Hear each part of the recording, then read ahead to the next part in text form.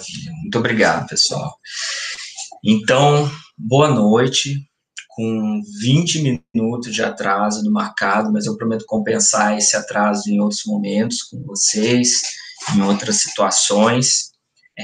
Tivemos um problema com o link que foi enviado, eu acho que eu acabei copiando de uma maneira errada aqui, mas a ideia é que a gente tenha um link que é o permanente da sala, esse link, né, da turma, Sociologia do Conhecimento Escolar. Eu vou procurar entrar sempre nele às 7 horas, nas quintas-feiras.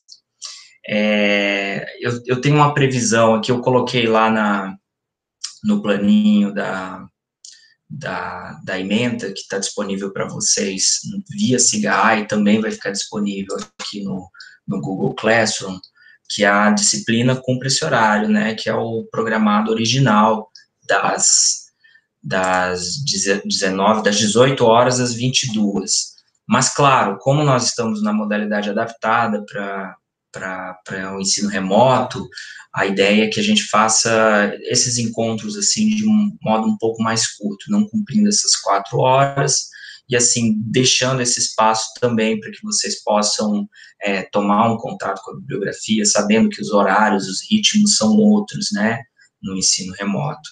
Então, a gente vai trabalhando isso bem legal, assim, espero que com tranquilidade.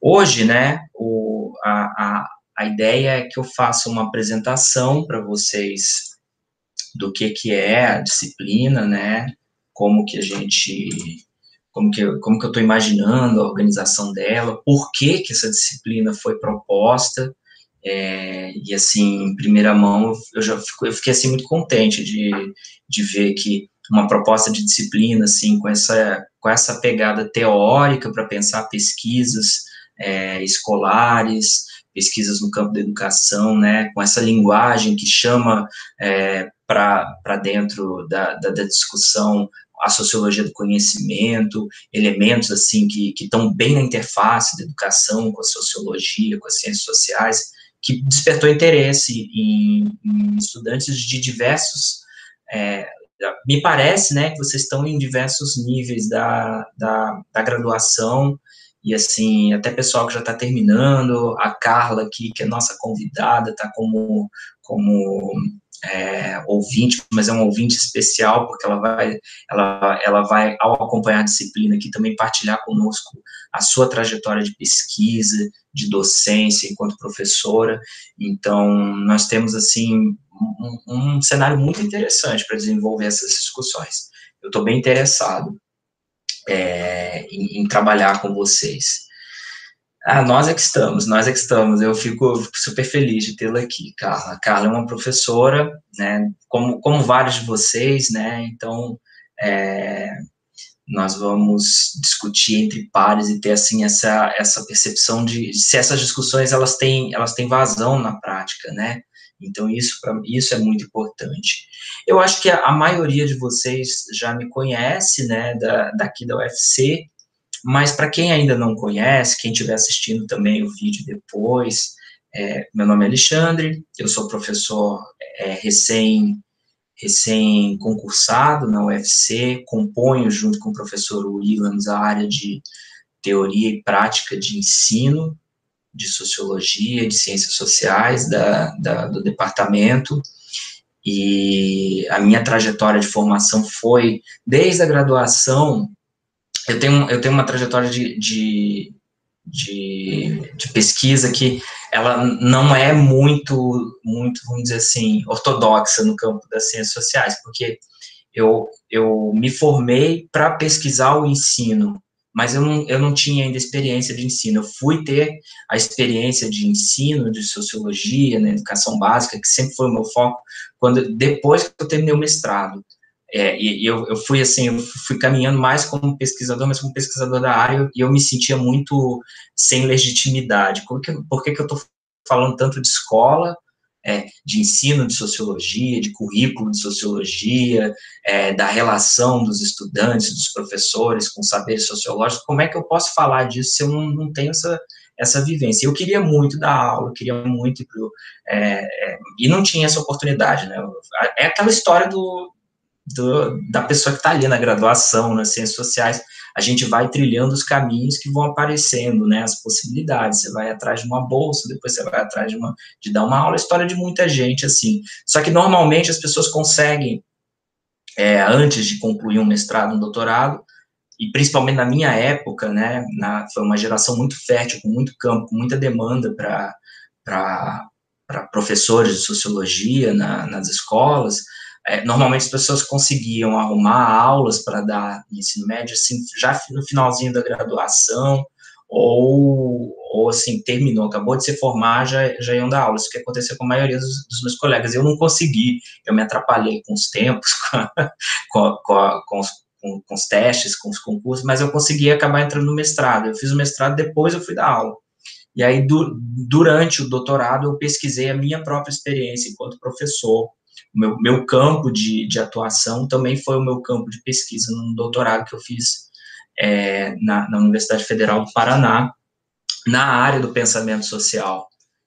Só que era o pensamento social na disciplina de sociologia. Uma das propostas da pesquisa que nós desenvolvemos no doutorado, junto com a minha orientadora, a Simone Meucci, era justamente, através da vivência, tentar perceber como que o conhecimento, como que os saberes sociológicos circulam, são produzidos, circulam na sociedade e são vivenciados, experimentados em um contexto,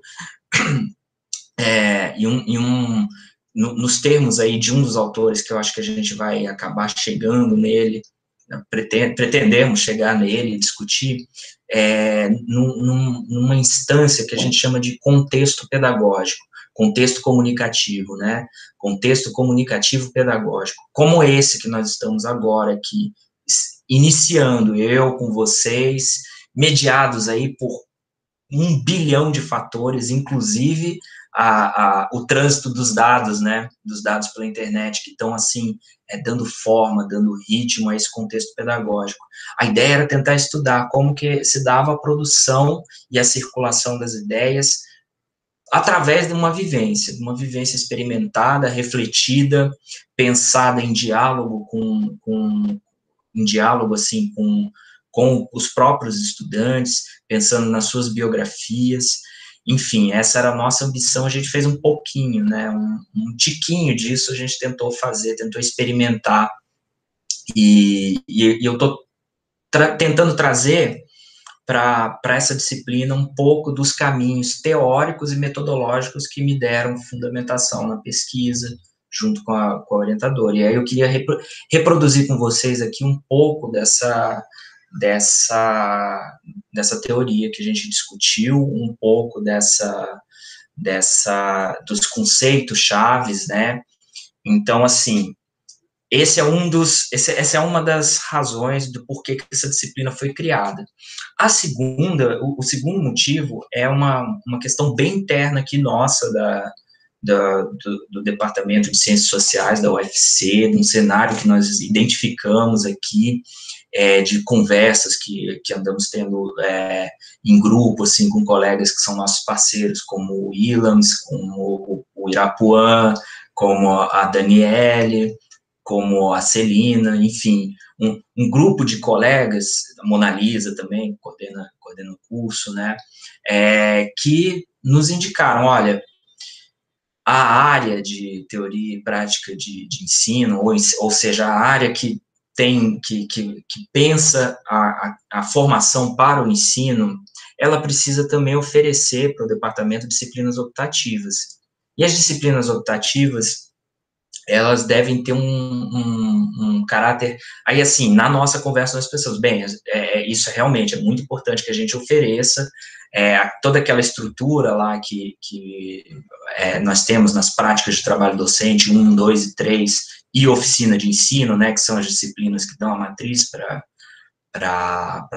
a área, elas têm um caminho, assim, já bem articulado, bem construído, assim, para que vocês desenvolvam ao máximo, assim, as competências da prática docente, né, para que vocês trabalhem muito, né, nessa articulação de fazer o estágio, pensar a escola, pensar a comunidade escolar, pensar os estudantes, pensar a vida dos professores, pensar o que é ser professor, vivenciar isso, né, experimentar. Então, tem toda uma trajetória, inclusive passando pela leitura do currículo. Mas nós temos tantas missões, assim, tantas atividades nas 4 práticas e nas oficinas para vocês criarem, desenvolverem aquele acervo de recursos didáticos, sobra um espaço, sim, privilegiado para fazer uma discussão mais teórica, mais conceitual, que acaba fundamentando quem vai enveredar para a pesquisa, ou mesmo para um aperfeiçoamento na formação docente. Então, essas disciplinas optativas, que são oferecidas por nós, professores da área, ou por colegas que a gente pode convidar também para construir junto, né, mas que ela tem um diálogo com essas disciplinas que estruturam a área, mas tem um caráter, assim, mais de fundamentar o avanço para pesquisas na área. Então, elas vão dar um suporte, assim, um suporte teórico, um suporte até metodológico, para que vocês pensem na área. E sem contar também que essas disciplinas optativas, elas têm um diálogo muito íntimo também, e aí, mais um bom motivo da Carla estar aqui, e o Júnior também, a intenção é que elas tenham um bom diálogo com as linhas de pesquisa do Profsócio. Então, digamos assim, o que eu estiver tentando fazer aqui com vocês, na Sociologia do Conhecimento Escolar, a gente vai, na medida do desenvolvimento dessa disciplina, levar também para o Profsócio, claro, com as necessárias adaptações, mas é uma disciplina que tem um pouco dessa pegada, né, é uma pegada de discutir, de ter esse diálogo muito forte com o Profsócio, e todo com a área da educação. E uma terceira razão, aí para a disciplina ter sido construída desse modo, e ter a ementa da forma como foi pensada, foi muito em razão de eu ter identificado ao longo aí da trajetória, como pesquisador, como pessoa que está em interlocução com outros pesquisadores que desenvolvem o tema do ensino, da educação curricular, do currículo, da educação escolar, gente que pesquisa escola, pesquisa o fenômeno escolar, eu identifiquei, assim, uma presença muito grande de termos como termos que valoram o conhecimento, os saberes escolares, ou depreciam, mas a ausência de uma discussão, assim, que antecede a produção de valores e de escalas, assim, que é a discussão da própria sociologia do conhecimento, assim, na acepção mais pura mesmo, do que seria, como que eu posso pensar esses conhecimentos escolares, essas discussões, né, as disciplinas, os currículos, como artefatos, como fenômenos que estão de fato ocorrendo em meio a tensões sociais. Então, assim, a ideia é mesmo reconstruir um pouco dessa trajetória e trazer assim, trazer não, né, que eu não estou trazendo nada, eu estou só mobilizando uma coisinha aqui, colocando outra ali, para a gente discutir, né, fazendo provocações. Então, é muito mais nesse sentido, provocar essas discussões com vocês de uma perspectiva da sociologia do conhecimento. Então, a ideia é a gente discutir um pouco o que é essa sociologia do conhecimento, como área mesmo, como sub-área dentro da sociologia, como uma das sociologias, e por aproximar a sociologia do conhecimento dos estudos sobre o fenômeno escolar, de duas perspectivas aí, com dois olhares. Um olhar mais para os saberes e para os currículos, e um outro olhar também, assim, que é indispensável, não adianta a gente olhar para um e ignorar o outro, ou vice-versa, né? Um olhar, então, para o currículo, e um outro olhar para os sujeitos da educação, né? E para os sujeitos e os objetos da prática escolar. Então, assim, a disciplina tem 3 momentos. é uma disciplina que nós vamos discutir a sociologia do conhecimento, e aí eu estou chamando isso, assim, de uma sociologia do conhecimento escolar, porque não é a sociologia do conhecimento pura e simples ali, nos termos do Mannheim, né, enfim, que vai ser a nossa referência, mas a gente poderia caminhar por outros teóricos aí que contribuem para a sociologia do conhecimento. A gente poderia pensar no Elias, poderia pensar no Bourdieu, poderia pensar, enfim, em diversos caminhos, mas nós vamos nos ater assim, a uma discussão mais genérica de sociologia do conhecimento e tentar aproximar isso do fenômeno escolar. Por isso a seleção da bibliografia. Deixa eu acho que vai ser interessante se eu puxar aqui para vocês e mostrar o que está aparecendo no Classroom, mas o que ainda vai aparecer. Qual que é a nossa programação, para termos uma ideia geral, assim, do que vai caracterizar a nossa disciplina aqui. Podem ver, então, né, esse então, aqui vai ser a nossa área de atividades, né, da programação, vai ficar, assim, sempre aqui no Google Classroom. Vocês vão poder acessar o material, o conteúdo do dia da aula.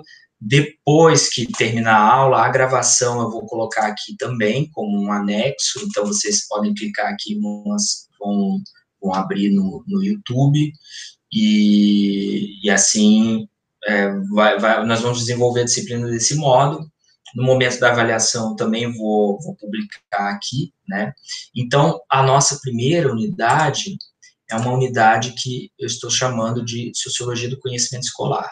Então, hoje nós estamos aqui numa apresentação mais geral, vou só fazer uma pequena provocação, não vamos assim, nos aprofundar numa discussão mais teórica, porque na semana que vem, já vamos trabalhar com um texto, né, e o texto vai ser a Sociologia do Conhecimento, Problemas da Sociologia do Conhecimento, do Mannheim. Eu deixei o livro inteiro aqui, mas o trecho que vocês vão ler é o primeiro capítulo do Mannheim, que é o problema da Sociologia do Conhecimento. Antes de eu dar sequência aqui, eu queria perguntar para vocês que estão presentes aqui, vocês já tiveram essa discussão em outras disciplinas? Vocês já conhecem da Sociologia do Conhecimento? Vocês já leram Mannheim em outra disciplina? Alguém? Pode levantar a mão, se sabe levantar a mãozinha do... Não, Breno não. Alguém? Gabriele também não. Mas o Breno, tá, legal. Lourdes e Carla. A Carla talvez, né? Uhum. Tá certo, tá certo. Isso é bom saber, porque com certeza vai ser proveitoso. Acho que vocês vão gostar de conhecer. O Mannheim, ele é um teórico interessante, porque ele é de uma geração de sociólogos alemães, na verdade, que acabaram migrando aí, que tiveram aquele impacto da Segunda Guerra Mundial, e o Mannheim foi muito afetado por isso, assim, ele é um daqueles teóricos, sim, tem uma proximidade, ele acaba não sendo da escola de Frankfurt, mas o contexto, né, aí o contexto comunicativo da produção do conhecimento naquela época estava super influenciado por isso, né, mas ele acabou indo para a Inglaterra, o Mannheim. Então, o Mannheim, ele acabou tendo uma cátedra lá na London School of Economics, e a cátedra dele, para vocês terem uma ideia, ela é tão importante que o sucessor do Mannheim, que foi aluno dele, foi o Norbert Elias. Então, e o Mannheim inaugurou essa discussão que a gente vai trabalhar na semana que vem, que é a discussão sobre a sociologia do conhecimento.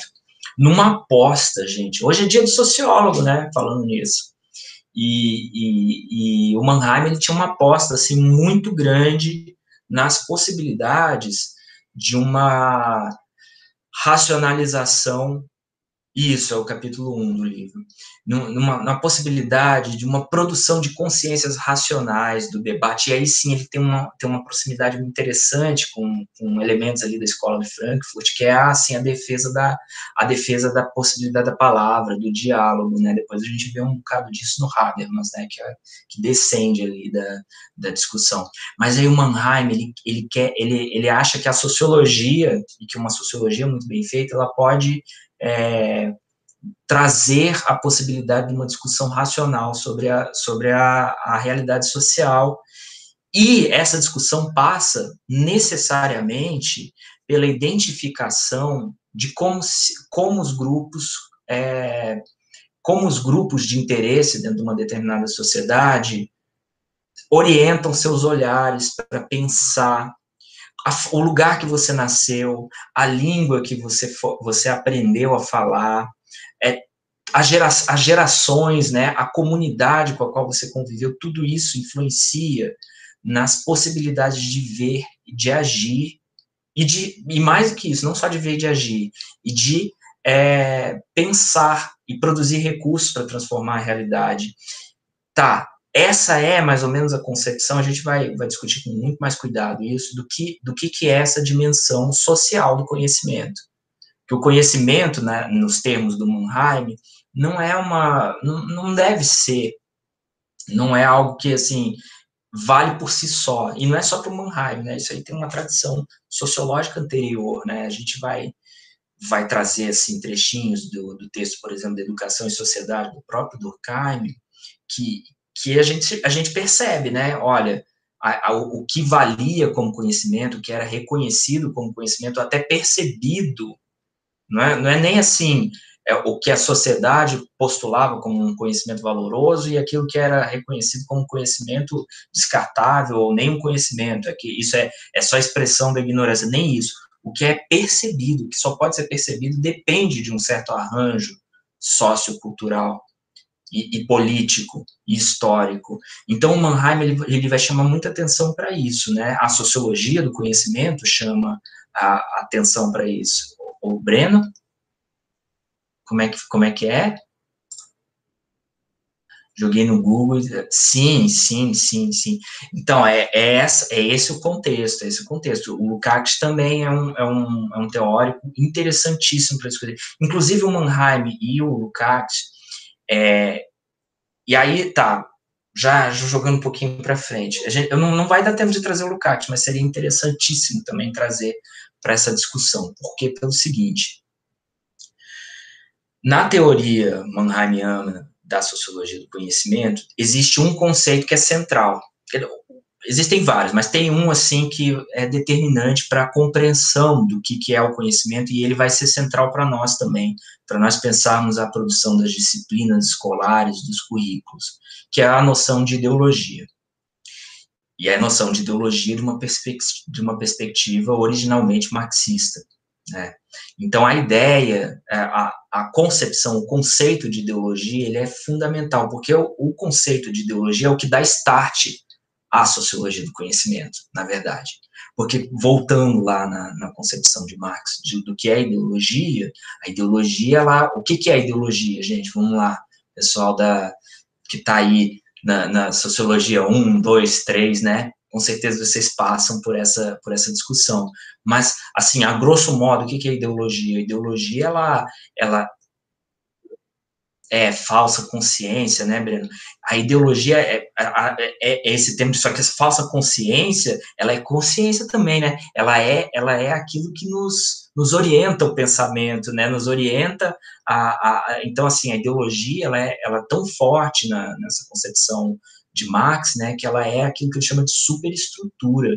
A partir de uma determinada situação, e aí o Marx está olhando muito especificamente para a situação, para o modo de produção, né, para a forma como se organizam as forças produtivas e as relações de produção, ergue-se toda uma estrutura de pensamento, que é jurídico, que é educacional, e aí nos interessa, né, tá, nessa concepção ideológica, né, o sistema educacional, o sistema escolar, e depois quem se alimenta muito disso para fazer a sua discussão é o Althusser, quando vai falar dos aparelhos ideológicos do Estado, e coloca a estrutura escolar como um deles, ou talvez um dos mais importantes, ou mesmo Bourdieu, quando estuda a reprodução das desigualdades via escola, todas essas discussões têm diálogo óbvio, assim, e muito forte, e um diálogo, claro, que é crítico, né? Por isso a gente fala, assim, são perspectivas neomarxistas, mas assim, mas tem um diálogo com essa concepção original de ideologia como essa superestrutura de ideias que no mais, que na sua gênese, né, que tem como sua principal função a legitimação e a reprodução daquela realidade, o quê? Daquela realidade material, social, que é nada, que assim, que ali na perspectiva marxista ela está muito imbricada, muito relacionada com as relações de trabalho. E assim, Mannheim vai estar em diálogo profundo com essa concepção. Só que aí Mannheim também vai discordar, assim, né? Eu acho que o Breno comentou aqui, né? Que, sim. Aí o Gramsci, aí a gente já tem toda uma outra discussão, né, sobre os intelectuais, né, e as possibilidades também de toda hegemonia, ela tem brechas, enfim. Essa discussão é riquíssima, a gente poderia fazer uma disciplina só sobre os inúmeros desdobramentos do conceito de ideologia, para se pensar a realidade social, ou dentro de uma disciplina de sociologia do conhecimento, fazer assim um percurso seguindo a trajetória do conceito de ideologia através dessas matrizes intelectuais das ciências sociais. Mas aí a gente vai só dar uma passadinha nessa discussão, porque o central vai ser trazer a concepção de sociologia do conhecimento, do Mannheim, mas a partir daí, quem se interessar já vai em frente, né, já lê, aí não fica só no sociologia do conhecimento, vai ler a ideologia e utopia, que é uma... representa... Oi. Na visão do Gramsci, representa os sentidos atribuídos às experiências de mundo. As ideologias, né? As ideologias. Aí você já está falando já no caso do Mannheim, ele também vai ter uma concepção no plural de ideologias, né? Ele vai falar de ideologias dentro de um sistema que tem uma ideologia em letra maiúscula. Ele se remete a essa ideologia em letra maiúscula, que é a ideologia dominante, ou que seria o mais próximo da superestrutura, no sentido do Marx, e existem também as ideologias que estão vinculadas a grupos, e assim, a grupos, e aí o Mannheim vai fazer uma separação, depois Michel Louvi tem uma discussão também muito boa sobre isso, entre aqueles grupos que, por conta da sua posição na sociedade, ou na comunidade, também é uma outra discussão, mas aí já com Adorno, por conta da sua posição e por conta da sua disposição em relação à vida, aos processos políticos, ele está investido de uma ideologia da conservação. É uma ideologia conservadora. E aí tem toda aquela discussão do conservadorismo. E outros indivíduos, por conta também dos grupos aos quais a pessoa está ligada, e sua posição, especialmente em relação ao modo de produção, a sua ideologia não é uma ideologia conservadora, mas é uma ideologia disruptiva, uma ideologia destruidora do status quo, o que ele vai chamar de utopia. Mas, assim, isso com grande cuidado. E aí, o que o Mannheim... Aí diferencia, né? Porque para Gramsci, para outros teóricos que fazem essa discussão ideológica, eles têm uma concepção que a própria perspectiva revolucionária é aquela que possibilita o rompimento com a falsa consciência, vamos dizer assim, né? Que seria assim, somente dessa perspectiva se produz uma perspectiva de fato crítica, né? O Mannheim vai dizer assim, olha, tanto as perspectivas ideológicas como as utópicas, elas estão limitadas nas possibilidades de se enxergar o mundo com clareza, estão, assim, inebriadas pelas suas posições. Aí ele vai muito, assim, por isso que eu estava falando, ele era um grande sonhador em relação à sociologia, né, as possibilidades. Ele não reconhecia a sociologia como, assim, posso estar sendo injusto com o Mannheim, mas ele, não é que ele era ingênuo, assim, de dizer, a sociologia, ela escapa dessas visões, ela consegue analisar, mas ele propunha, assim, olha, é possível, deve-se ter um programa científico dentro da sociologia capaz de observar como que as pessoas, como que os grupos, como que se produz conhecimento no interior desses grupos que estão investidos de concepções políticas das suas realidades, de concepções ideológicas e utópicas. E é nesse processo que a gente identifica identifica como que os conhecimentos circulam também, como que os conhecimentos se produzem, porque certos conhecimentos são mais aderentes ou menos aderentes ao largo da população, enfim, são essas questões que a gente pode desenvolver a partir daí. Mas isso vai ser uma conversa, acho que para a próxima aula, talvez. Seguindo aí, pessoal, na nossa... Eu acho que eu vou abrir aqui, porque deixa eu ver se clicar 2 vezes aqui. Eu acho que se clicar só aqui, dá para ver melhor. Tá, então nós vamos fazer essa discussão sobre sociologia do conhecimento. Depois, a ideia é trazer a sociologia do conhecimento para uma discussão sobre educação escolar. Então, vamos pensar o fenômeno escolar, que é nosso foco maior aqui. Acho que eu vou mostrar para vocês por aqui, vai ficar melhor. Então, aqui, com toda a bibliografia, né? Então, no dia 14 de janeiro, aí depois do nosso recesso, eu vou passar o texto do Forcan para vocês, do Jean-Claude Forcan, Escola e Cultura, a Sociologia do Conhecimento Escolar, e com ênfase em 1 ou 2 capítulos, não vai ser muita coisa, assim, mas vocês também leiam na medida do possível, assim, como conseguirem, né? Também não vou pedir para ninguém ficar lendo Forcan no Natal, né? No Ano Novo, mas nas brechinhas, assim, na medida que vocês forem conseguindo ler, eu acho que vai ser bacana, assim, voltar com essa leitura do Jean-Claude Forcan. E no dia 14 de janeiro, a gente se reencontra, e aí nós vamos discutir o conhecimento escolar, a ciência e o cotidiano, já com esses aportes, né? A ideia é trazer aqui um texto da Alice Casimiro Lopes, que é Conhecimento Escolar, Ciência e Cotidiano. Inclusive, assim, ela faz essa ponte perfeitamente entre a sociologia do conhecimento e a sociologia da educação. É bem o eixo dessa nossa disciplina, né? Tentar trazer esses 3 elementos. E fechamos com uma discussão aí, que é uma discussão que o Michael Young, que é um sociólogo da educação inglês, muito, muito interessante a discussão da nova sociologia da educação inglesa. A gente está muito acostumado, assim, quando a gente está fazendo as disciplinas de sociologia da educação, ou quando vem a discussão sobre educação, nós ou fazemos uma discussão com os nossos textos locais aqui, que são muito bons, tem trabalhos assim maravilhosos sobre juventude, sobre escola, sobre relação família-escola, né? A gente tem um referencial da sociologia da educação bem interessante aqui no Brasil.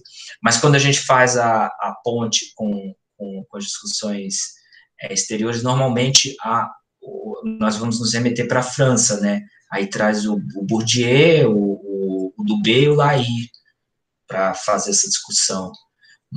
Mas eu tô propondo trazer aqui uma discussão que é feita na sociologia da educação inglesa. E aí eu vou explicar por que disso, assim. E eles têm um ponto de vista assim um pouco crítico em relação ao Bourdieu e talvez assim para as nossas perspectivas de pesquisa talvez seja bem viável assim trabalhar com as categorias dos ingleses, porque os ingleses eles vão estudar a reprodução, né, que é um fenômeno, né, a reprodução das desigualdades escolares, mas eles vão estudar a partir de uma microsociologia. Então, eles é que vão começar assim, a fazer as observações no cotidiano de sala de aula. Então, o Michael Young, o Basil Bernstein, o próprio Forcan, que é francês, mas o Forcan foi lá para os ingleses, ele bandeou para o lado dos ingleses, eles têm propostas de estudo que nos levam, assim, para o cotidiano das salas de aula, né? E talvez isso seja bem interessante, principalmente para quem vai se lançar a fazer pesquisa mais tarde, ali no Prof. Sócio, ou então para nós que estamos aqui né, nesse trânsito também com o estágio, né, com as licenciaturas. E aí, esse texto que eu trouxe do Young, então, mas só que esse texto do Young, ele ainda não é, assim, é uma discussão de microsociologia no cotidiano escolar, tentando perceber as gramáticas do hábitos, né, da construção ali do aprendizado, dos alunos se tornando sujeitos políticos, ou nos termos lá do Durkheim, aquela construção da ideia de ser social, ainda não é nesse sentido. Esses dois textos que eu estou trazendo do Young são textos sobre a ideia de disciplina escolar. E aqui, quando a gente está falando de disciplina, a gente está falando das disciplinas propriamente ditas, né? Eu acho que uma preocupação nossa vai ser, assim, tentar compreender o lugar e a história e o que significa essa seleção de disciplinas que nós temos no fenômeno escolar, não do ponto de vista pedagógico, muito mais desse ponto de vista da sociologia do conhecimento, como saberes que são atribuídos, são atrelados a determinados agentes numa determinada sociedade com alguns sentidos que devem ser buscados aí, né?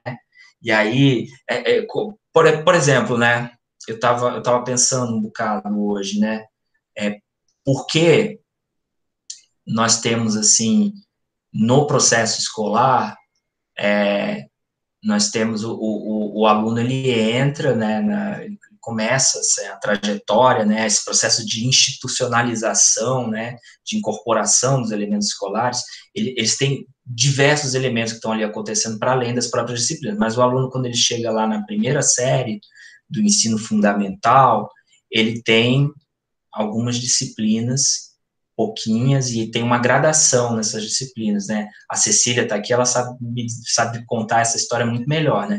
Mas os alunos, eles vão aprendendo determinados conteúdos, determinadas operações, determinadas temas, eles vão entrando conforme os alunos vão subindo nessa gradação, e à medida que eles vão subindo, imaginando que, assim, como se fosse um gráfico, vão sendo acrescidos no currículo escolar outros saberes de outros campos, outras disciplinas.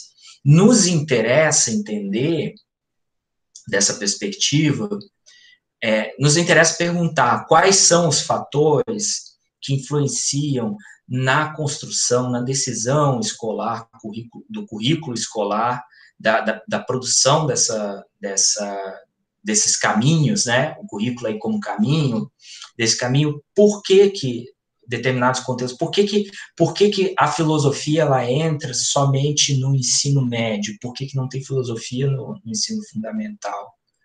Por que precisa aprender primeiro, sei lá, elementos de aritmética para depois aprender a álgebra? Por que a matemática ocupa um lugar especial? Mas mais do que isso, gente, por que determinadas formas de apresentar a resolução do problema matemático são reconhecidas como corretas e outras formas são desprezadas?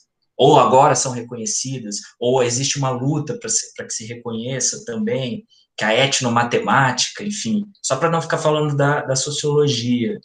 Enfim, essa discussão, o Michael Young, ele dá um start, ao mesmo tempo que ele faz uma defesa. E aí vai ser uma provocação. Eu vou perguntar para vocês, quando a gente chegar a essa altura aqui, se vocês concordam com Michael Young, e se vocês observam que o que ele está falando entra em choque com o que a gente está vivendo agora com a reforma do ensino médio.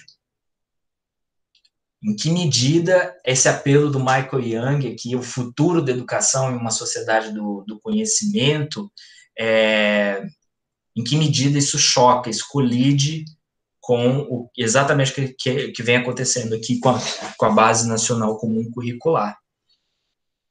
Isso aí a gente termina esse primeiro momento, assim, né, sociologia do conhecimento escolar e a ideia das disciplinas. Tudo bem até aqui, pessoal? Eu falo feito uma matraca, eu sei. Obrigado, Carla.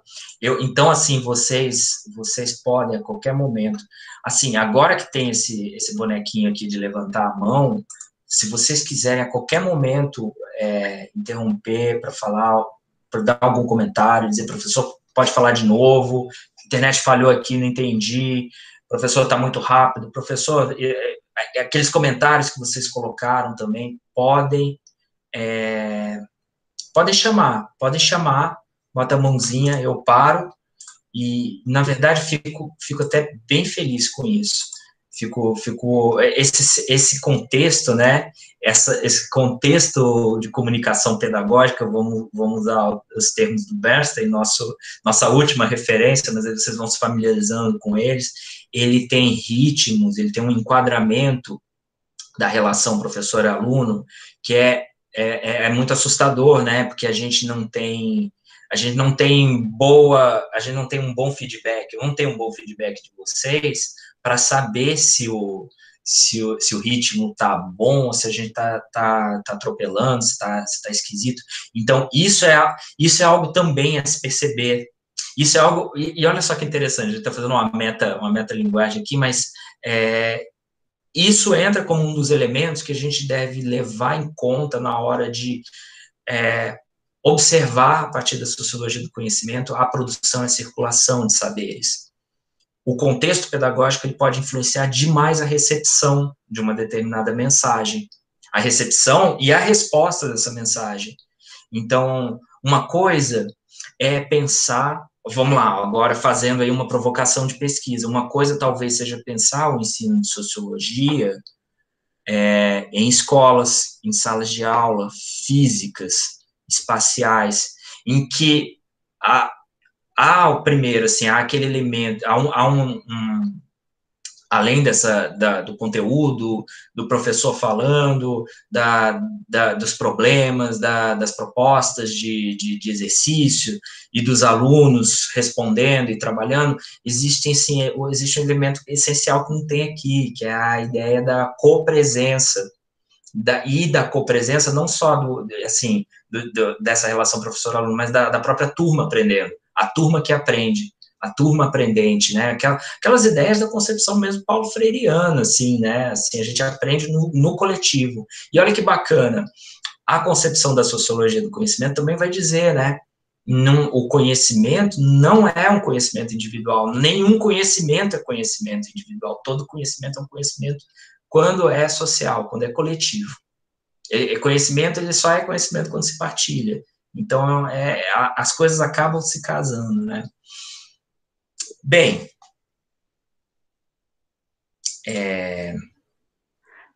Alexandre. Oi. Você falando aí da questão do conhecimento coletivo, né? E assim, esse conhecimento, além dele ser coletivo, ele precisa ter um engajamento, né? Porque se ele não tiver uma utilidade, se não servir para a gente, para as pessoas que estão ao lado da gente, ele é letra morta, ele serve apenas para você estar no seu currículo. Uhum. Né? Então, assim, além disso, ele ainda tem que ter um engajamento, tem que ter uma força que possa agregar, que possa ser dissipado, né? Ser partilhado. Porque às vezes muitas pessoas estudam muito, mas é para elas, é para o currículo, é para. Por exemplo, algumas pessoas perguntam assim: por que você já fez outras graduações? Eu digo, porque eu prefiro crescer na horizontal. Para mim, como professora do ensino médio, eu preciso da horizontalidade. Se eu tivesse a intenção de ser professora da universidade, seria muito bom um mestrado e um doutorado. Mas para mim que estou no ensino médio, eu preciso de conhecimentos ainda nessa horizontalidade.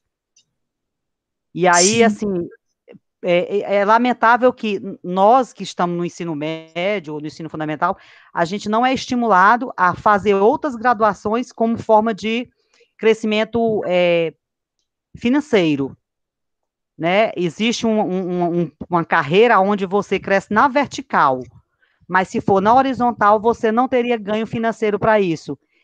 E do ponto de vista de conhecimento para você na prática, a horizontalidade ela é muito mais forte para a gente que está no ensino médio.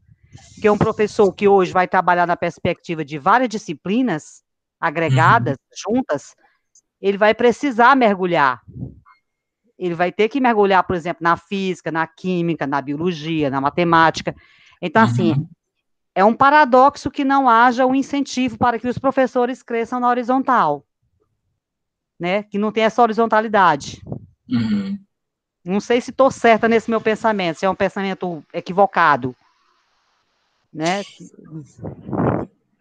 Me parece uma provocação extremamente pertinente, né, Cecília? E eu estou pensando aqui, eu tô com a chave do pensamento muito lá nessa ideia, assim, das áreas, né? Porque, assim, a gente aqui vai tentar olhar e tentar observar como é que essas áreas se constituem. E uma das coisas que acaba ocorrendo nas áreas que produzem certos textos legítimos sobre si, né, reclamam para si a forma de dizer como é que o mundo deve ser, é essa hiperespecialização.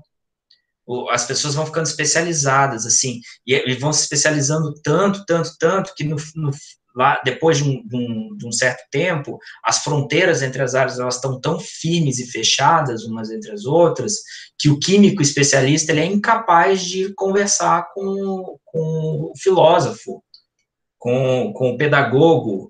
As discussões ficam muito internas, né? E aí fica uma conversa de surdos, né? As áreas acabam não se entendendo. E essa hiperespecialização, ela impacta, né, a própria possibilidade.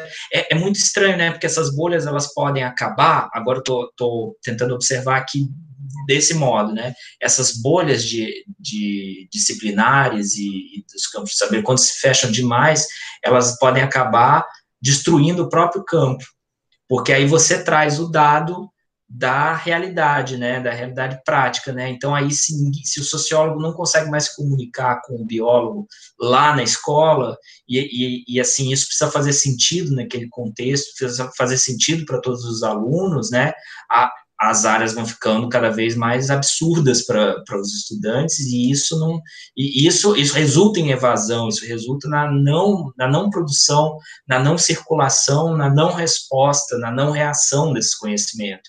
Se esse conhecimento não circula, ele vai perdendo sua legitimidade num sentido mais amplo da sociedade. Vai ficando uma bolinha, cada vez mais restrita, porque cada vez mais são poucos especialistas, e aí, assim, ou então ela é uma bolha que ela estoura em várias pequenas bolinhas, né? Aqui, ó, os marxistas não conversam com os weberianos, que não conversam com os decoloniais, que não conversam com os feministas, que não conversam com os antropólogos, que não conversam, enfim, vão ficando várias pequenas bolinhas que vão perdendo a possibilidade de se comunicar, hiperespecializados. Enfim, é esse tipo de coisa que a gente precisa calcular, a gente consegue visualizar no currículo, nos documentos, mas não só. Por isso, assim, tem todo um segundo momento da disciplina que foi legal você ter comentado isso, porque aí eu acho que acaba fazendo sentido. E conversando com vocês é que também eu vou verificando se isso faz sentido. Também vou pedir, assim, sempre essa contribuição de vocês, para a gente poder também ir redirecionando os caminhos aqui, para ser algo que seja do melhor proveito para todos, né? Então, assim, por isso mesmo, a gente vai ter um segundo momento, só um segundo, Cecília, um segundo momento da disciplina em que nós vamos fazer uma discussão sobre os sujeitos e objetos, propriamente dito, das práticas escolares. Então, aí, não adianta a gente olhar para os campos, para a história das disciplinas, para os currículos lá, se a gente não tiver também a perspectiva de olhar para a escola. Sim, Cecília, pode falar. Não ia falar, não, eu esqueci de baixar a mão. Ah, tá bom. Tá tranquilo. Tá legal, tá legal. Eu adorei essa mãozinha no Google Meet, ela é muito boa. Então, aí, nesse segundo momento da disciplina, nós vamos acessar algumas teorias que e aí, por isso a escolha do Young, da nova sociologia da educação inglesa, por conta dessa preocupação, assim, também entender, beleza, são conhecimentos, não pairam, né, não são, a gente vai trabalhar muito, assim, os conhecimentos, eles são conhecimentos porque são vivenciados, são expressos, são falados, são trocados, são transformados, inclusive, e especialmente nas práticas escolares, para nós, assim, é muito louco pensar isso, assim, não é a nossa chave enquanto professores formados dentro desse sistema, né, dentro dessas engrenagens que o Bourdieu fala, assim, da ação pedagógica, né, até quem já leu a reprodução deve lembrar disso, né, assim, que a formação do docente, né, e para nós não é diferente no Brasil, não vem sendo diferente, assim, em larga medida, né, ela vai aos poucos nos instituindo de uma auto-percepção de legitimidade. Nós acreditamos, de modo geral, no conhecimento que nós estamos ensinando, não é verdade? Assim, nós somos ensinados para acreditar, pelo menos. E quando nós vamos para a prática, inclusive, nós precisamos acreditar naquilo que estamos fazendo para realizar, né, de fato, esse conhecimento. Mas muitas das vezes, ainda que a gente esteja acreditando e acreditando que estamos fazendo o melhor possível, muitas das vezes nós estamos, assim, investidos dessa legitimidade, reproduzindo todo um currículo oculto que seleciona conhecimentos que já foram tacitamente incorporados por aqueles estudantes que são de classes mais privilegiadas da sociedade. Isso está na postura, está na linguagem, está no modo de se vestir, no modo de falar, na caligrafia, em elementos assim muito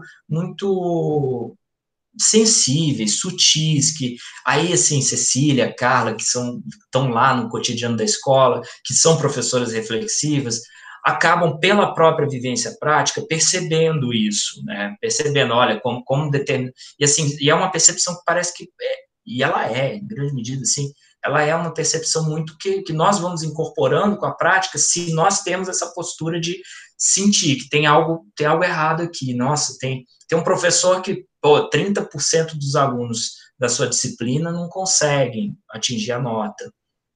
Será que o professor não desconfia que tem alguma coisa errada, ou são os alunos ali, que tem 30% dos alunos que não dão conta, que aquele conhecimento não é para eles, que a prática tá toda correta? Não, a gente vai, sem mesmo querer, dando vazão a essa reprodução. E aí, por que eu estou falando tudo isso? Eu estou falando tudo isso porque tem esse movimento, essa teoria, essa perspectiva, que aí nós vamos trazer com o Bourdieu, não.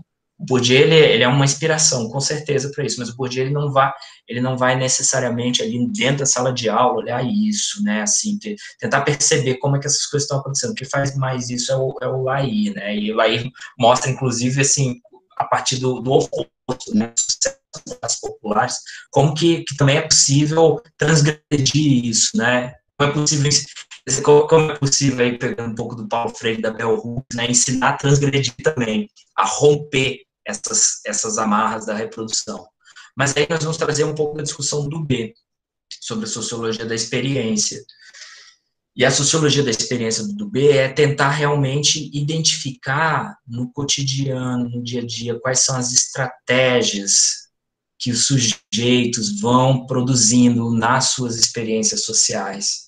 Isso não só na escola, isso em todo momento, em todo lugar, em todo ambiente, em todo contexto social, em todo contexto socializador, né, que é assim, todo processo socializador, que são múltiplos aí pro do B, não é só a socialização econômica, ela é simultânea a diversas outras coisas que estão acontecendo na sociedade. Nós não somos só alunos, nós não somos só professores, nós somos diversas, aí um pouquinho do Goffman, né, um pouquinho dessa discussão também aí, eu não chamo de pós-moderna, mas uma discussão assim pós-estruturalista, vamos lá, de identificar que os estudantes são sujeitos com múltiplas com múltiplos processos socializadores e tem múltiplas estratégias também para viver a experiência social escolar. E aí, então, um pouco da ideia da sociologia da experiência e um pouco do texto aqui que ele faz junto com o Danilo Martuchelli, que aí nós só temos em espanhol. Eu vou ter que passar um trechinho em espanhol para vocês, desculpa, ainda não tem tradução desse texto para o português, tem só em francês e espanhol. Mas aí a gente se ajuda, quem tiver com dificuldade assim, na leitura, a gente dá um jeito, tá? Que é o texto que se chama En la Escuela, Sociologia de la Experiência Escolar. Eu não sei falar espanhol, não, mas ler vai ser tranquilo. E esse livro ele é muito interessante, porque como o Dubé, ele traz essa concepção da sociologia da experiência cotidiana e leva para pensar como o que produz a escola em termos de sujeitos sociais, professores, turmas, alunos, estudantes, né? Como que isso é forte. E isso nos leva a tentar fazer uma reflexão assim muito interessante se a gente consegue costurar essa análise das estratégias, das disposições para agir, para pensar, para se relacionar no cotidiano escolar, com a formatação dos conhecimentos escolares em sentido mais amplo na sociedade. A ideia é fazer isso, é fazer esse jogo. Aí aqui a gente já está no segundo momento da disciplina, nessa unidade, para pensar os sujeitos e objetos da prática escolar. O objeto aqui, de modo geral, para a nossa disciplina, nós estamos pensando nos conhecimentos mesmo. Quais são os conhecimentos que, de fato, circulam na escola? Com o nome das disciplinas, mas o que está acontecendo mesmo? O que dessas disciplinas está rolando nas escolas, né? Uma ideia aqui, e aí, assim, vamos pensar junto, por enquanto, até a volta do recesso, talvez isso já consiga formalizar melhor com vocês, mas a nossa segunda avaliação vai ser, vou pedir para vocês tentarem produzir algum tipo de análise a partir desses referenciais teóricos que a gente está discutindo na disciplina. E aí uma possibilidade de análise para vocês seria pensar no percurso de um determinado conhecimento, de um determinado tema, numa situação escolar X ou Y, e assim, aí tentar observar como que assim, professores, estudantes, comunidade lidam com sentidos, com significados, desde o currículo até a prática escolar, até uma prática social final, após assim, a observação desse fenômeno de conhecimento sendo observado por vocês. Então, isso pode ser assim, eu me lembrei um bocado assim, da proposta de pesquisa da Carla Luana, assim, tentar entender como por exemplo, a área de letras trabalha com a redação, como que a redação vai sendo ensinada, como é que passa pelos professores, o que da redação é ensinado, como que isso acontece, né, e de um percurso que vai desde uma discussão ampla, que passa pelo Enem, quem que está influenciando, enfim, isso eu acho que seria interessante usar esses elementos para pensar. E aí, dando sequência, né, também nos fatores que nós precisamos ficar muito atentos quando a gente está pensando em pesquisas escolares, em pesquisas sobre o conhecimento nas escolas, nós vamos trabalhar também com a ideia das juventudes. E aí eu trago aqui, estou sugerindo um texto do Juarez Dairel, que é um texto que está na Educação e Sociedade, na revista lá da Unicamp, que se chama A Escola Faz Juventudes, Reflexões em torno da socialização juvenil. Eu estou pensando em trabalhar com esse e também com um texto do nosso colega Irapuã, que é muito bom, sobre os agrupamentos juvenis. A gente pode fazer uma tabela. Além, você conhece, né, Carla? Bacana. Além dessa discussão, eu gostaria também de trabalhar com assim, a ideia da corporalidade na educação, enfim, juventudes, corpos e interação no contexto escolar, a socialização, a necessária, assim, como a socialização também tem tudo a ver, assim, com as possibilidades de circulação e produção do conhecimento. Só que nesse contexto em que a gente está vivenciando, talvez essa ideia seja interessante a gente tentar deslocar para algum texto que possa, assim, nos possibilite pensar esse contexto virtual que nós estamos vivenciando. Mas então vamos pensando melhor aí ao longo do caminho. Eu coloquei aqui como complemento a essa discussão o livro da Bell Hooks, Ensinando a Transgredir, a Educação como Prática da Liberdade.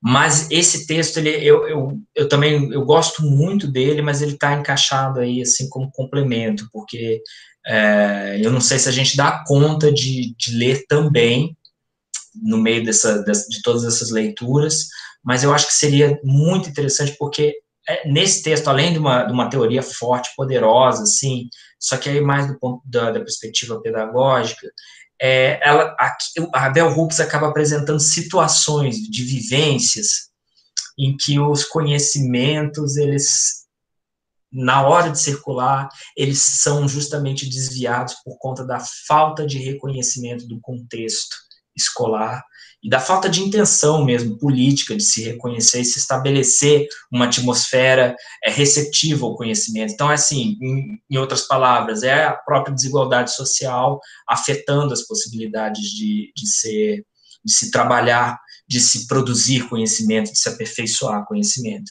Então, eu acho, assim, que a gente pode ter, assim, eu encaixei ela aqui neste momento dos corpos, mas talvez esse texto da Bell Hooks, ele seja, assim, uma espécie de uma inspiração para toda a disciplina, para pensar nessas situações, nessas vivências, que, assim, para inspirá-los também, quando vocês estiverem observando as situações escolares, tentar desenvolver esse tipo de sensibilidade. A Bell Hooks, ela vai se alimentar muito ali de uma perspectiva do Dewey e do Freire para fazer essa discussão, mas ela tem uma chave, assim, que ela vai puxar de elementos também políticos, culturais, contra-hegemônicos, né, a luta pelos direitos civis e a luta antirracista, né, nos Estados Unidos e na África, no mundo inteiro, enfim, o discurso decolonial, enfim, é de uma riqueza tão grande aqui que seria injusto falar tão rapidamente. Mas eu acho que a gente vai encaixando aqui nas discussões, fica a bibliografia, eu vou passar para vocês também, e por fim, ainda nessa discussão sobre objetos e sujeitos das práticas escolares, eu gostaria de trazer o texto do Bernard Charlot. O Bernard Charlot é um professor, ele é francês, mas ele trabalha aqui no Brasil, as pesquisas dele são realizadas aqui no Brasil, que é muito bom para nós. Eu não sei se hoje ele está na Universidade Federal de Sergipe ou do Mato Grosso, mas enfim, ele dá aula em diversas universidades aqui. Quem sabe até, né, a gente conseguiria em algum momento trazer ele para fazer uma fala, que seria muito interessante. E ele tem um trabalho, ele é muito bom esse trabalho, Carla, que se chama da relação com o saber, elementos para uma teoria.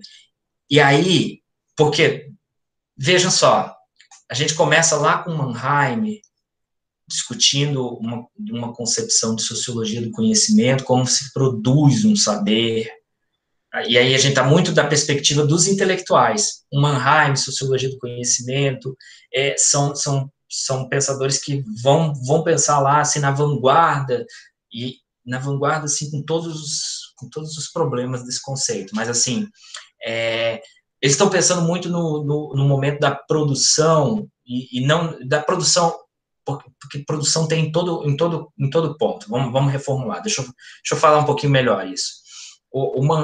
Nós vamos começar olhando para como os conhecimentos legítimos e dominantes, e legitimados socialmente, são postos para a sociedade a partir de certos agentes, de certas instâncias, de certas agências. Aí a gente pode pensar em secretaria, ministério, influenciadores, grandes teóricos reconhecidos, né, enfim, quem são, como fazem, de onde parte esse lugar. Quando a gente chega aqui no Charlot, o Charlot ele faz um caminho muito diferente. O Charlot está observando os estudantes, os alunos, os sujeitos, e como esses sujeitos estabelecem, a partir de elementos psíquicos, de elementos emocionais, de elementos biopsicossociais, como eles estabelecem nas suas vidas relações com os saberes. Relações que não são relações assim, assim, o professor falou, e beleza, é isso, peguei, não peguei, sou burro, não sou. Essas relações, elas são muito múltiplas, elas são muito vivas, elas são muito reativas, e quando a gente está olhando ali para uma sala, numa escola, num bairro, na periferia, ou no campo, com um aluno, a gente vê isso assim como uma fagulhinha, alguma coisa assim, muito pouco, assim, não vai ter um impacto no próprio discurso, mas se a gente começa a perceber que existem padrões, e esses padrões são sociologicamente, aí sim, de novo, fazendo uma analogia à sociologia, uma boa sociologia, são sociologicamente reconhecíveis, a gente percebe como o próprio conhecimento está em transformação nesse processo, de um ponto de vista do sujeito para o conhecimento. E aí é que a gente fala da relação com o saber. Então, o Charlot é muito interessante, né, nessa perspectiva. Ele também tem textos assim maravilhosos. Eu vou colocar outros além desse aqui, que fica de bibliografia complementar para vocês. E aí, gente, se der tempo, se a gente cumprir esse segundo bloco da disciplina, e, nossa, vou ficar super satisfeito, vai ser muito massa mesmo, assim, se a gente passar por todo esse caminho, e, claro, com discussões, com questões, com os aprimoramentos, inclusive, de repente, com boas sugestões de vocês para a gente complementar essa discussão, né, ampliar. Essa é uma disciplina nova, é a primeira vez que eu estou oferecendo para vocês. Vocês, assim, estão produzindo ela comigo, né? Então, assim, a gente vai ver o que está funcionando bem e o que não está também ao longo do caminho.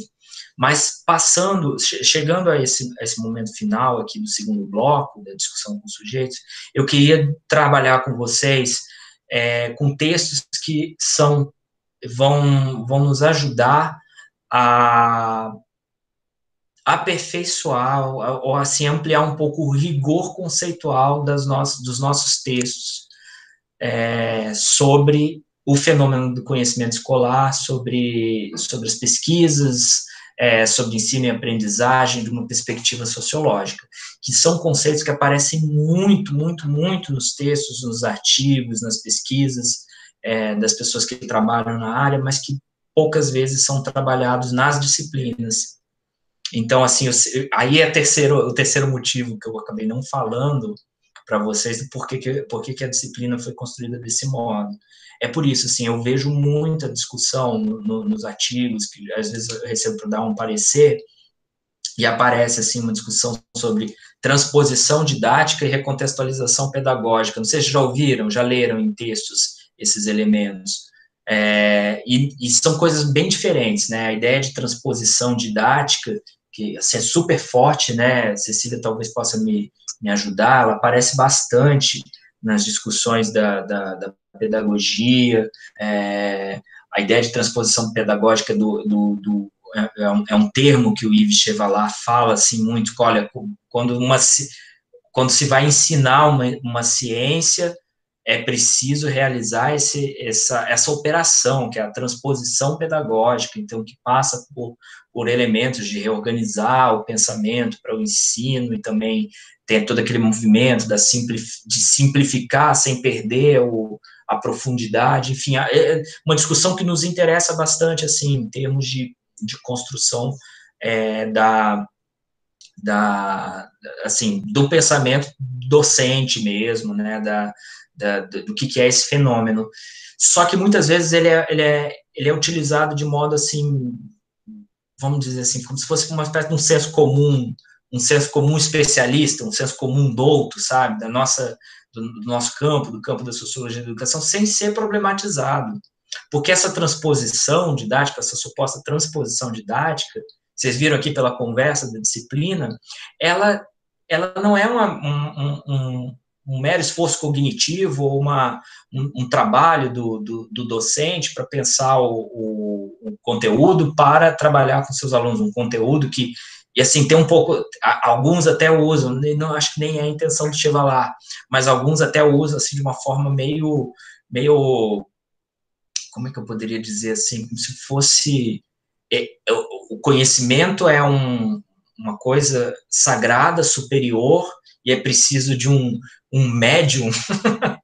O professor é como se fosse um médium que tem acesso a esse conhecimento, e a partir desse acesso que é dado por conta das suas capacidades superiores, ele tem a possibilidade, tem a habilidade de fazer a transposição, uma espécie de tradução, né, e até o movimento, né, traz para cima e para baixo, né, como se fosse, pegando uma coisa que é sagrada e leva para o profano. E aí, por vezes, o uso desse conceito, ele está sendo feito de modo acrítico, né, sem compreender que existe nesse processo todo, assim, existem sujeitos políticos, existe nesse processo todo um contexto social também de acesso linguístico, de desigualdade linguística, enfim, tudo isso que essa discussão da sociologia do conhecimento chama atenção, né?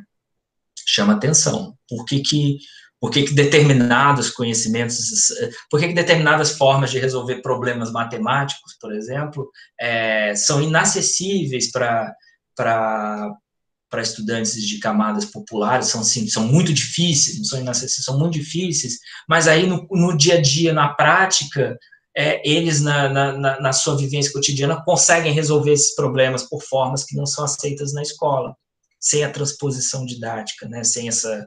Enfim, é a partir dessa discussão, né, é um pouco dessa discussão que a gente quer fazer. E, por fim, o trabalho do Bernstein, né, do Basil Bernstein, a estruturação do discurso pedagógico. Discutir mesmo, assim, porque a essência Então, aí a essência da disciplina está nessa estrutura do pensamento do Bernstein, na ideia de código elaborado, código restrito, de discurso pedagógico, de dispositivo pedagógico, né, que assim, ele vai fornecer uma série de elementos que nos ajudam a pensar o conhecimento. E aí, enfim, a gente vai passar por todo esse processo, e a ideia é que no fim da disciplina vocês apresentem alguma reflexão com essa teoria discutida, uma reflexão sobre um problema prático, né? Vamos usar esse ferramental teórico conceitual todo aí que estamos nos propondo a debater, a trazer aqui, e escrever um pequeno artigo, um mini artigo.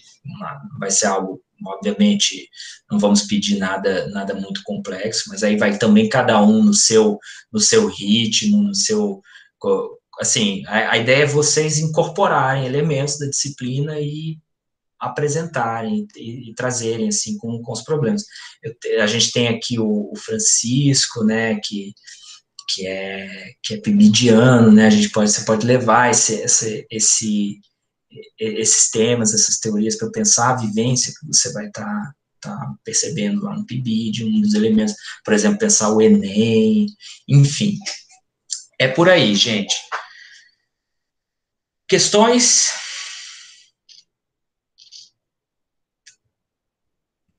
Comentários?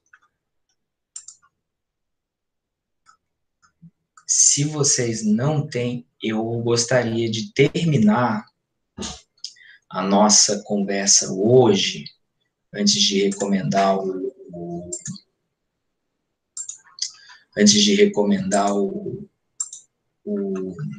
oh meu Deus, o texto do Mannheim, que já está lá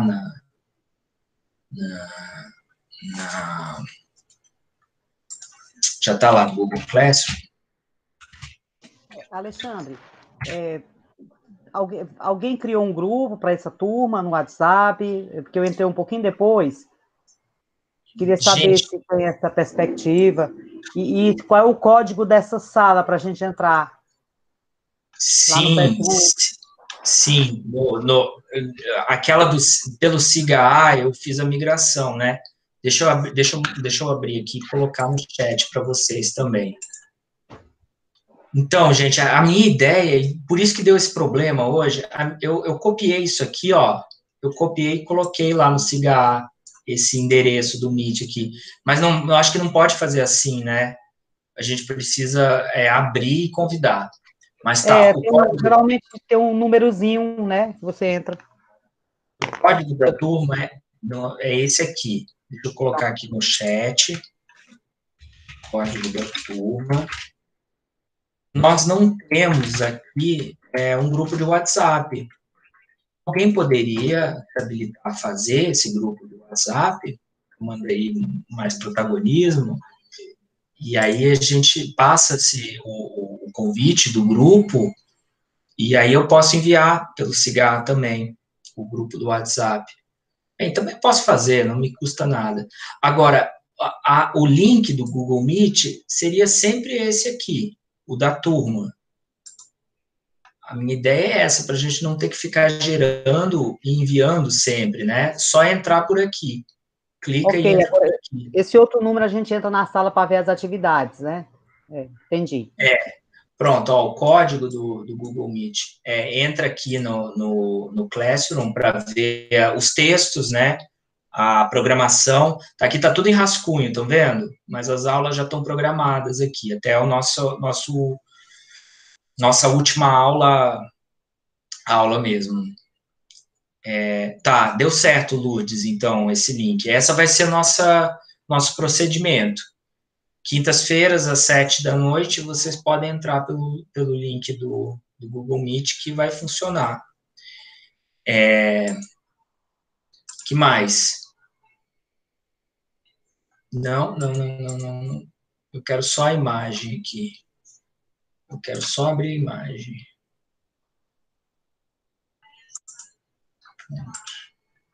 Pronto. Estão vendo essa imagem, né?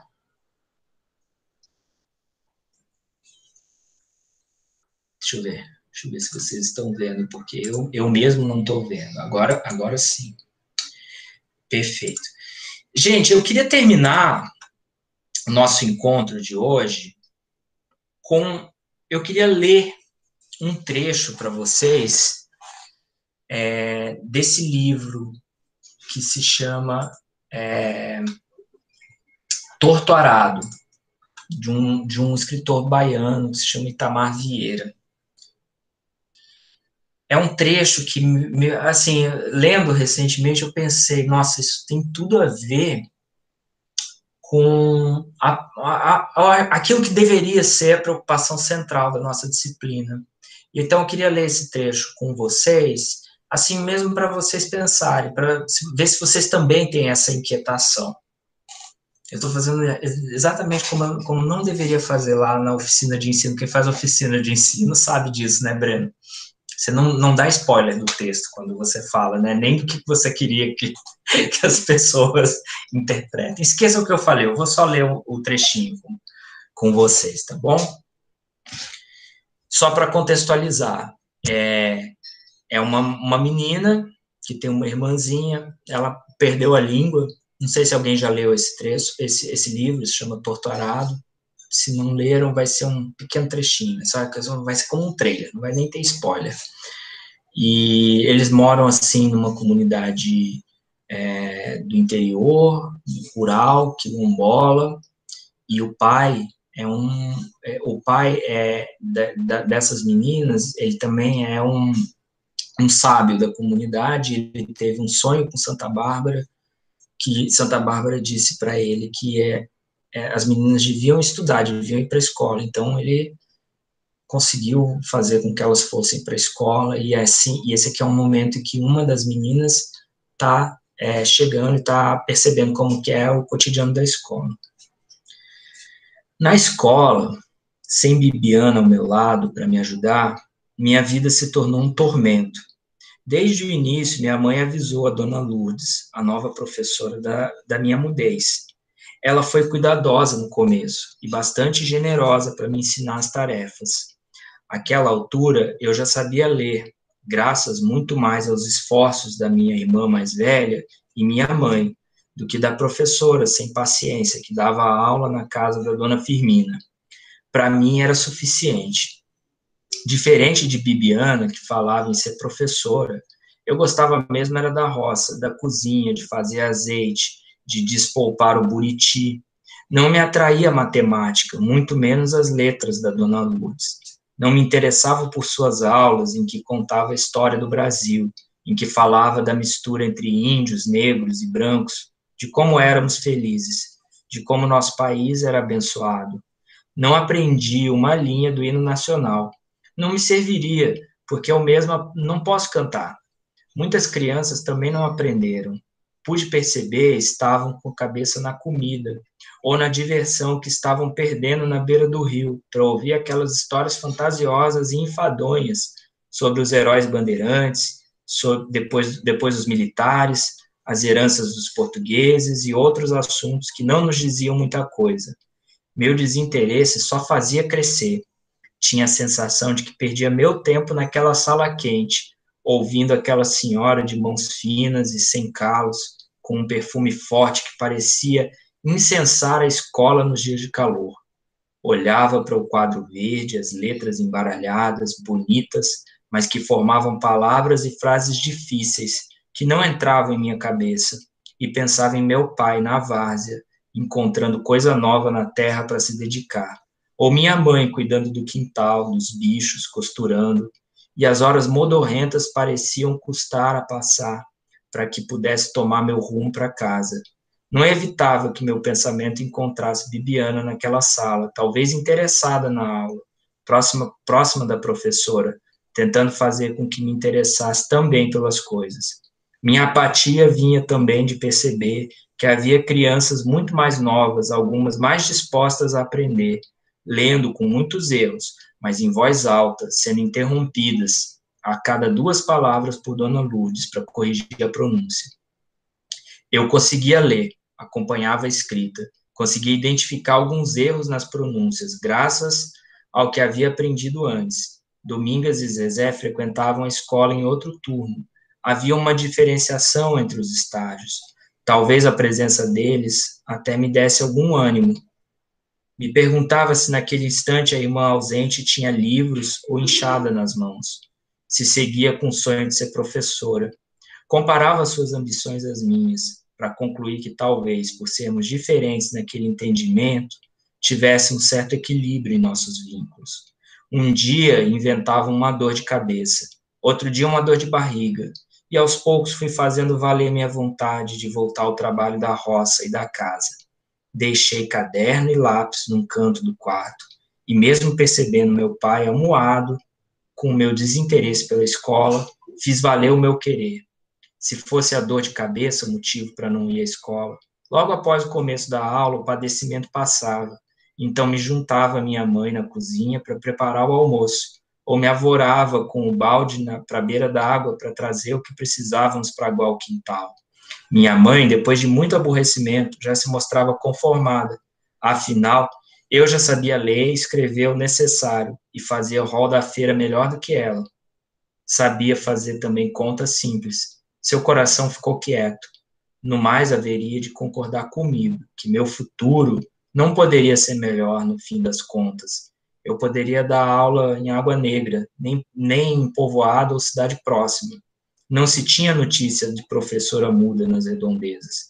Em seu íntimo, assentia que eu não poderia ensinar se não saía palavra da minha boca, que era melhor que eu continuasse a minha andança por roça, quintal e cozinha, por manimbus, estrada e feira, para que na ausência deles pudesse me virar sozinha.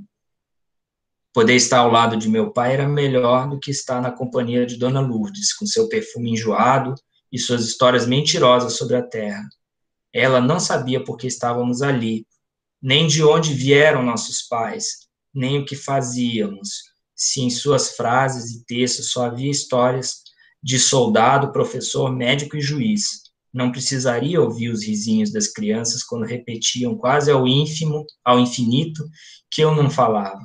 Alguns pediam para escancarar minha boca, para que pudesse ver que não tinha dentro.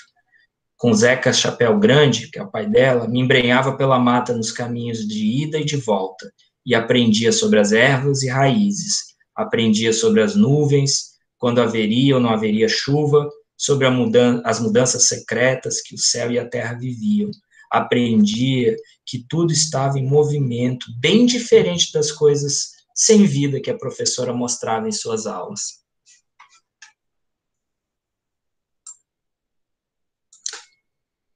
Esse é o Torturado. Esse é também um pouco do que, assim, do que eu acho que a gente pode ficar sensível a perceber, né? Quais são os lugares do conhecimento, efetivamente do conhecimento. Belíssimo livro, né? Belíssimo. É isso, pessoal. Se quiserem comentar alguma coisa, fiquem à vontade. Estamos encerrando aqui. Agradeço demais, assim, cada um de vocês que toparam encarar essa disciplina comigo. Vamos produzir juntos. E vamos produzi-la para que tenha sentido, para que não seja, como ela bem disse aqui, né? Que não seja letra morta, né? Que seja letra muito viva no cotidiano, que faça sentido para vocês, enquanto cientistas sociais, enquanto professores. Pode falar, Carla, pode falar. Se você abrir o microfone, acho que fica mais fácil. Me recordei. Eu nem levantei a mão, professor, mas muito interessante a leitura aí. Eu fiquei só me recordando aqui de alguns discursos, né? Ano passado a gente teve uma discussão no grupo dos professores que um menino, né, ele colocou que nem queria ir para a universidade, não queria trabalhar, queria ser autônomo, né? Queria montar seu próprio negócio, e foi muito criticado, porque a professora apoiou ele, e eu fiquei, a professora da base técnica apoiou o menino, e eu fiquei só no meu pontinho querendo concordar, mas fiquei calada, né, já fiquei meio receiosa. Mas como nós percebemos muito isso, né, essas questões que a menina coloca da irmã, né, que vai para a escola, é a questão de como conhecimento, né, ele precisa ter significado para esse aluno. Se ele não tiver significado, o menino não se motiva a estar ali, né? Ele não vê essas construções, bem interessante. Muito legal, muito vivo isso, né? Não fazia sentido, ela não tinha um desempenho, né, escolar, mas ela estava aprendendo, né? Aprendendo em todos os cantos, né? Uhum. Exato, Breno. Então, a gente tem que algum caminho para entender, né, o caráter dessa educação é observar com esse cuidado teórico, né, com esse cuidado conceitual, com essa perspectiva crítica, né, sempre o que é, como é que esse conhecimento chega, né? É bonito falar que a educação emancipa, né? Mas nós sabemos se tratar de um processo assim bem complexo, bem forte, né? Então assim, vamos tentar caminhar com esse cuidado, observando os conhecimentos. E pessoal, então muito obrigado. Boa noite para vocês. Eu faço assim também essa sugestão, sempre que vocês observarem alguma coisa que tenha a ver com os textos, com as discussões, com os temas da disciplina, tragam para a aula, desse jeito que eu trouxe o trecho do texto. Eu falei, nossa, esse livro, eu estou lendo o livro agora, e ele tem todo sentido com a nossa discussão, né? Os conhecimentos estão ali, estão pertinentes. É Torturado, o nome do livro. É Torturado. Vou colocar aqui no chat o link. Ó, tem naqueles caminhões que é um texto para ficar em silêncio, é verdade. Tal folha. Eu vou colocar aqui um link. Não vou colocar isso aqui porque eu estou na universidade. Deixa eu ver aqui. Eu ia colocar o link da Amazon, olha que doido. Não vou fazer propaganda para a Amazon. Vou colocar o link aqui do Scribd, né? Ou da própria, pronto, da própria editora. Aqui. Então, é bem interessante. Gente, então vou encerrando a gravação aqui para darmos sequência. O texto do Mannheim